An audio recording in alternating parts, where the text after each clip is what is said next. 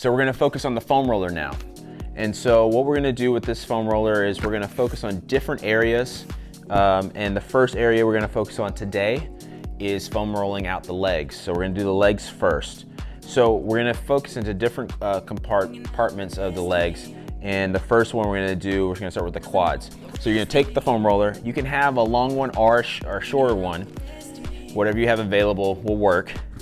And you're gonna get into kind of a plank position where the foam roller is right above your knees and it's on your quads. And we're gonna mess around with the foot position. So the foot position is gonna be parallel where your toes are pointing straight back. And you're gonna exhale as you come, see how I extend my arms here? And you're trying to go from the mid upper quad to right above the knee. You don't wanna really roll over the knee. You wanna get really close, but don't go over the knee. And then make sure you focus on your breathing. Exhale as you go over those spots there. And as you notice, look at the pace I'm doing. I wouldn't go much faster than this. You almost want to take about 3 to 8 seconds to kind of, depending how tall you are. And you can also break that up. If you can only do like the bottom half like this, do that first and then do the top half. Now we're gonna have the heels together and the toes out. And it changes a little bit aspect if you get in more of the Vectus medialis, which is pretty much a part of your quad that's on the inside portion. So you're gonna have your heels together, toes out. And anywhere from 3 to 8 kind of rolls in that position. And then you're gonna transition for toes in, heels out. And you still keep your core in. You don't want your back to sag. You don't want this to start hurting your low back because you didn't have good position. So still keep your core engaged as you're doing this. And keep the pacing of the roll, this pacing, like that 3 to 8 seconds, depending on how long of a range you're doing. And so we got the toes in, heels out, toes in, heels out. And that gets more the outside, the Vectus lateralis.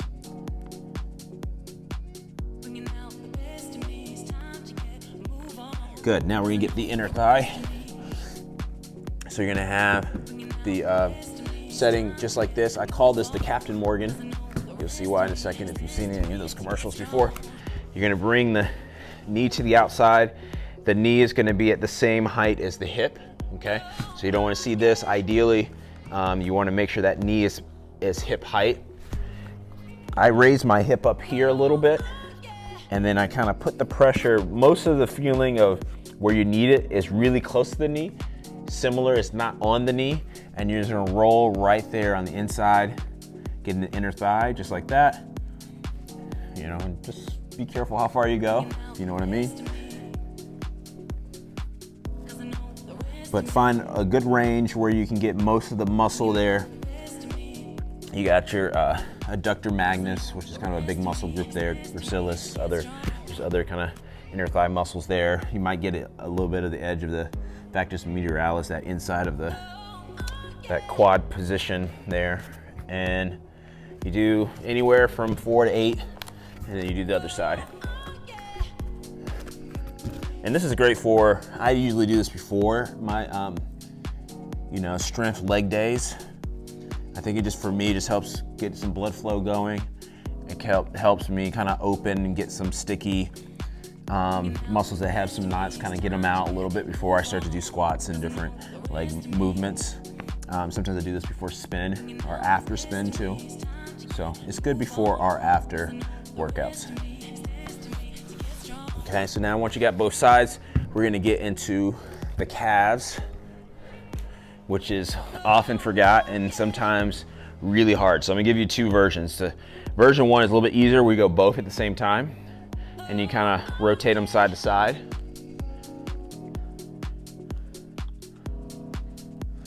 And you want to get to, I kind of have to break them up into 2 parts. I get the Achilles, which is really close to the ankle down here and close to the heel of the foot.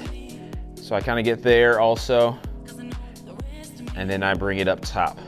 If you have the tolerance to do single leg, or you need a little bit more pressure, I stack my feet like this, raise my hips up a little bit, and roll on the calves. And this is definitely harder in terms of execution and also pressure. But if you do this enough, if you do this along with me, if you do this every other day in about a week, you'll notice a huge difference in that. And also it'll change the way you walk and how you do certain squat movements, especially, or lower body movements. Sometimes I've seen this change people if they have issues with their knee. This will help that. Kind of get the range of motion in the ankle, which will take pressure off the knee. So make sure you get both sides for those who are doing the single leg one. Okay, and now we're gonna go into the IT. IT is infamous, similar to the calves, where it's usually the hardest for people who haven't done a lot of foam rolling, because it has a lot of demand on it, and it often gets pretty tight. So you see my setup here, top leg's in front, bottom leg is nice and straight. You don't want to see this. You want to get that bottom leg straight. That's important. Have a side angle here. I've seen people up like this. For me, I just don't feel it's quite as effective as this, but you can play around with it a little bit. I mean, at the end of the day, you're trying to get very lateral on that side, right above the knee to up into the hip. And you're trying to get that full range. You sometimes can break it up into two parts. Do the bottom half and the top half if you want. And remember, you can always pause the video if you need to, if you have to spend a little bit more time on it. I'm gonna go ahead and transition to the other side. I'm not gonna go quite as high on this side because I have my mic on. But really take your time getting through each point, and you'll definitely feel some spots. But it definitely helps. Will help your back, it help your knee, help your ankle going through this process. And then the last one we're going to focus on is the glute. There's different ways to kind of hit the glute, but from a foam roller's perspective, for me the best one I like is crossing the leg over and then kind of sitting on that side that you cross over and rolling that hip out. And then doing the same thing on the other side. This one's definitely more effective if you have really tight hips, or before you're gonna do anything that's kind of lower body focused or involves your hips a lot. Okay, so we're done with the leg portion. Good job on that. Now we're gonna focus on, we're gonna do the foam roller upper body. So with the foam roller upper body, what you're gonna do is you're gonna take your foam roller. Ideally you want a long one, but if you don't, it's okay. I'll give you a couple modifications for, it's like only like 1 or 2 exercises that we'll use that requires the long foam roller. We're gonna get into the lat first. So you're gonna set this up right on your side, and your lat runs from, it attaches into your shoulder and it runs down past the ribs, and it kind of connects in the mid to close to low back. It's kind of mainly mid back. So you can go over the whole spot. I would say the most effective thing to do is to start close to the shoulder, right in the armpit area there. That's usually the most sensitive spot, and usually if you get that spot, it helps release a lot of other parts of the lat and gives your range of motion of your shoulder. It like doubles it for some people who've had shoulder issues. And then you get also like your serratus when you go a little bit lower and you get to more of the meat of your lat. So I would encourage doing both if you have the time. And since you're doing this with me, you obviously have the time. Good. While we're over here, I'm gonna do some other spots because it's just easier to transition. We're gonna get the shoulder. So you get the outside part of the shoulder here, the lateral part.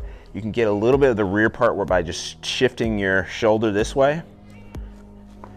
And then get a little bit of, not really the front, but still a different part of the side of the shoulder.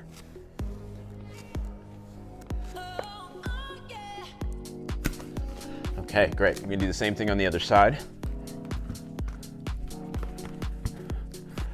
So I'm gonna start up pretty close to the arm. And you see how I'm using my legs here to kind of help shift my weight for me, so I don't have to use my arms too much. And then I get the serratus and other part of the lat.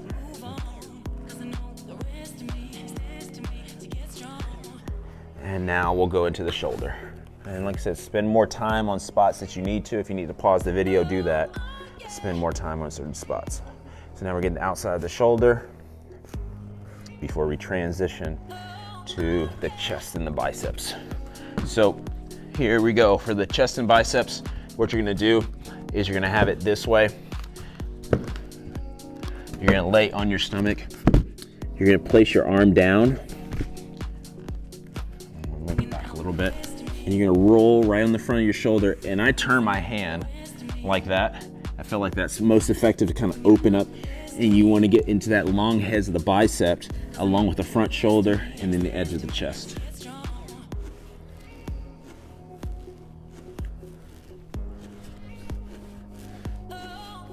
Okay. And then I kind of go down into the bicep.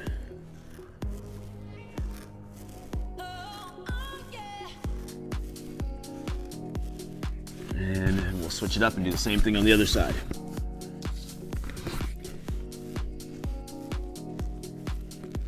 So you're getting that front head of the bicep, that long head of the bicep, so it runs right into here, into the shoulder. So that's often a sensitive spot for people.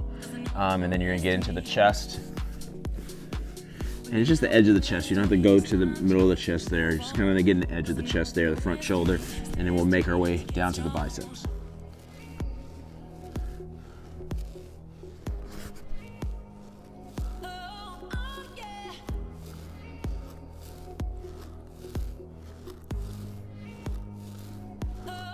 Good, excellent. All right, so now the next thing we're gonna get into is gonna do some lying on the foam roller. Kind of last thing we'll do for the upper body.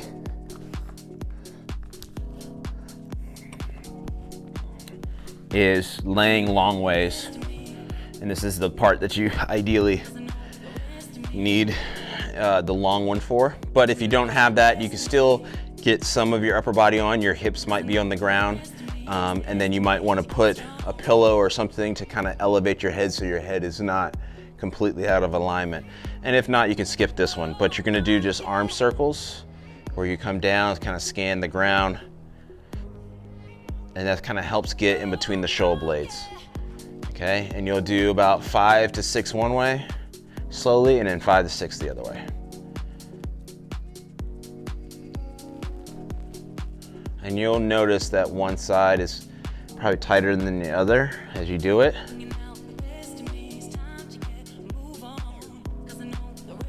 Good, and then the last thing, you can kind of roll, just kind of wiggle the foam roller a little bit in between the shoulder blades just to finish off. And then you're all set with the upper body. Good job with that. Okay, so now we're gonna go into foam roller back. We're gonna focus on different spots, mainly throughout the whole back. And we're also gonna get a couple of stretches that we use the foam roller with to kind of accentuate if you have any low back issues. So the first thing we're gonna start with is, when doing the low back, is starting here, laying on your back where you get the kind of low shoulder blade area. And we're gonna go all the way up close to the neck, but not to the neck. Okay, and you gotta find the thin line also where you can balance yourself.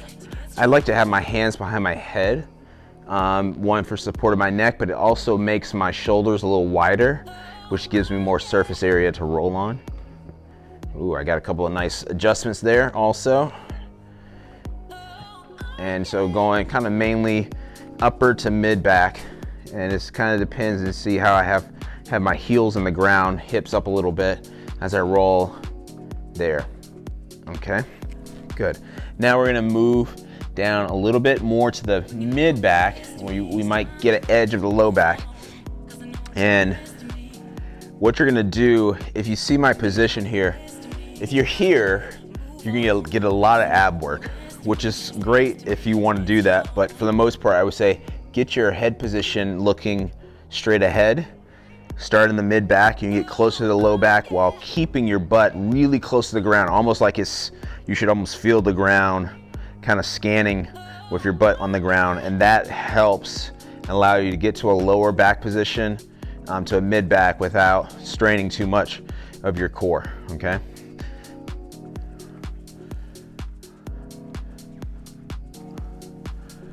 And you can kind of lean to the right side a little bit more. When you do that, you might get a little bit into these muscles, the quadratus lumborums right here, which are kind of like the tenderloins of the back. Very powerful muscles, but they often are the ones that seize up if you have a low back issue, okay? And then I like to go into kind of stretch sequences for the low back, which is nice, is where this is the way I would get into it. Lay first flat on the ground, raise your hips up, place the foam roller at the low back, and then hug the right knee in towards the chest. Just focus on your breathing. So this kind of helps open up the legs a little bit, but opening up the hips and the legs will help take some pressure off your back. And this should feel comfortable. If this doesn't, then readjust this so that it's on a part of your low back and your upper glute where it does feel comfortable. And then switch sides. Focus on really good breathing, inhales and exhales.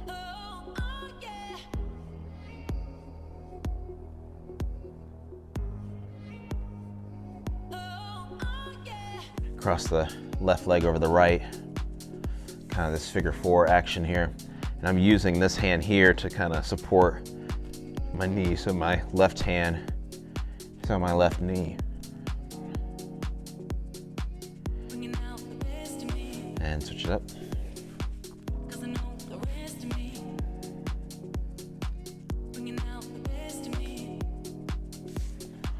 And then what you're gonna do is you're gonna grab both knees in towards the chest and kind of alternate them there a little bit. And kind of rock a little bit. And just kind of opening up, giving some freedom in the hips, which will take the pressure off the lower back. And then slowly, I would suggest one leg at a time coming down. Bridge up, roll the foam roller out. And you are done with using the back for the foam roller.